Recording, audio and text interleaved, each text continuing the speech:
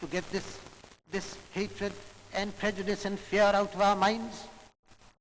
Nevertheless, unless we try to proceed in this way to get out this fear, we shall never succeed. Of that I am quite convinced. You meet here representatives of racial equality, something that is laid down in the principles of the United Nations Charter. It is well to repeat that because, strangely enough, that very principle is challenged even after all that has happened, even after what this United Nations Assembly has frequently said about it. Now, I do not speak on any particular aspect of that question, but I would beg to remind this Assembly of the larger and wider world aspects of this question. Obviously, large tracts of the world have suffered from this doctrine of racial inequality. Obviously, also, there is no part of the world which likes it or which is going to tolerate it in future, except perhaps by superior force for a while.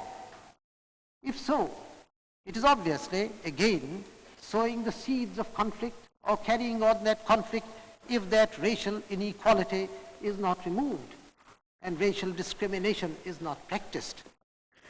I mentioned two matters which are ineffective.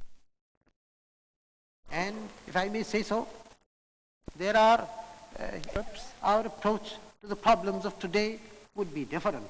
Perhaps the conflicts in this House on the resolution sponsored by, I believe, Mexico, which it has just passed. That resolution itself is certainly a great resolution, and if this House follows up that resolution, it would go a long way towards the road to peace and to the solution of the problems we have before us. We may not solve those problems. No one can be optimistic enough to think that all the problems will fade away if we just feel good. I do not mean that. Problems are difficult, intricate. They'll take a lot of solving. But I do feel that our approach to them should not be the approach of anger and passion and fear.